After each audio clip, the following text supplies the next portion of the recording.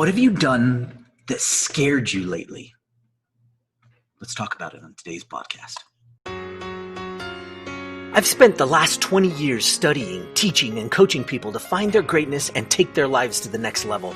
Along the way, it's become evident that emotions are at the root of everybody's successes and failures.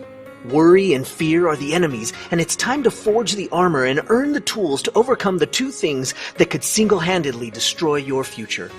Hi, my name is Michael Johnson, and I'm a life coach, a peak performance trainer, and I'm the emotions guy.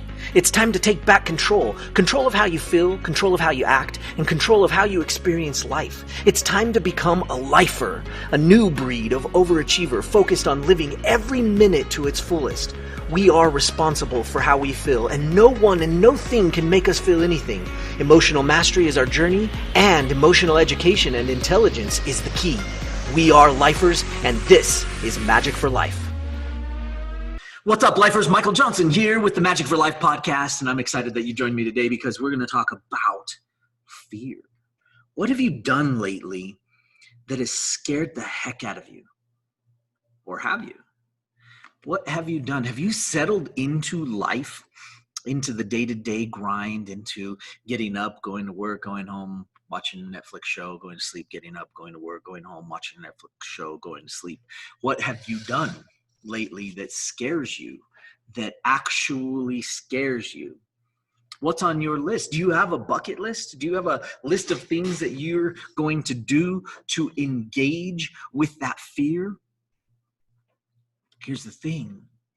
We are naturally built as humans. Our autonomic functions as humans are built so that we will be afraid naturally because we're trying to preserve life. We are autonomically programmed. We are internally programmed to stay alive. So what is that number one fear? What is that fear that holds us back? Death? Yeah, death. Absolutely. You see, the problem is that we don't have a clue when we're going to die. In fact, even just the mention of death, and people go, ugh. Death is interesting, and we all have an interesting relationship with this idea and concept of death. You see, it could be right over your left shoulder, waiting its turn. You don't know. You don't know when it's your turn. You don't know when your time is up. It could be in a car ride. It could be on an airplane. It could be jumping off a cliff, skydiving, or cliff diving, I guess is called. You don't know when it is. You don't know when your time is up. You don't know when the call is going to come.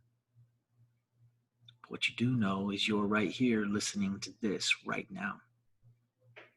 You've always known that this moment is so important.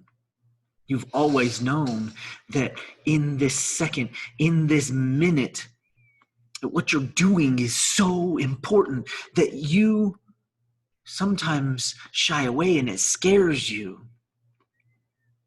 Because if this moment was so important, if this now was the most important thing, would you be doing what you're doing? We have to think about that. Some of you might be going, well, I'm listening to you right here. Well, and I appreciate that. And I appreciate you giving me the most important resource you have, which is time. You can never get it back, and you can't unhear this. So I appreciate you being here right now with me, spending this moment, this now.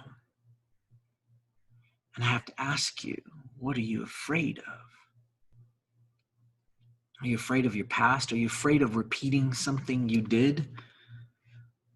We all have that. We all study history in school not well enough because it's repeating itself. We should be afraid. We should be afraid because history tends to come back and kick you in the face until you learn from your mistakes.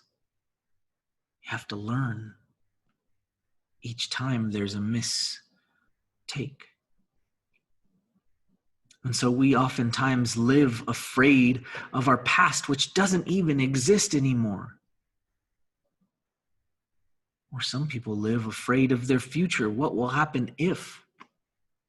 What will happen if? What will happen if? And they spend so much time that it becomes so consuming about what if, what could happen next, what is going to happen next. And I'd love to challenge you right now to think about what things are you afraid of? What scares you to do? I went to Hawaii once, went on a boat ride, and they offered this thing called scuba diving. You stay attached to the hose, and you can go down like scuba diving, and your tank stays up above water. And this is how you didn't have to get a license to scuba dive. All of that sounded sketch to me. Plus, I don't really like the water. It's not, I mean, it's okay, but I can swim, I can do all that stuff. Just not a huge fan. But I decided I was deathly afraid of it. And so I signed up. And it was amazing. As I confronted that fear of being underwater, seeing a little squid octopus thing inked at me.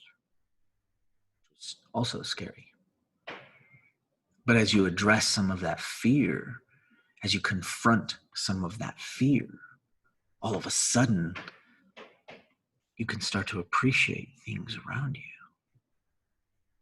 What fears are holding you back? What fears are keeping you from taking that next step, doing that next thing, opening the next business, starting the next idea, asking that person out, changing the way you do things every day? What are you afraid of? You see, fear ultimately is poison. It's as poisonous as anything else. It's just we take it in little tiny dosages, and sometimes those dosages are lethal over time. They'll destroy your health. They'll destroy your mindset. You see, when we operate out of fear, we start doing things that we wouldn't normally do.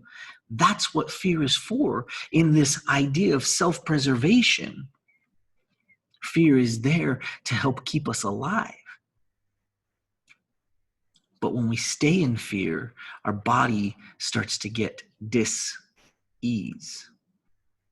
Our minds also start to get dis-ease. And as this dis-ease shows up, it continues to breed itself. And it all started with fear. What are you afraid of? Are you afraid to go out in public today because of the state of the world? I don't blame you. But how can we change it? How can we stop operating from fear? How can we change the mentality? How can we get educated enough?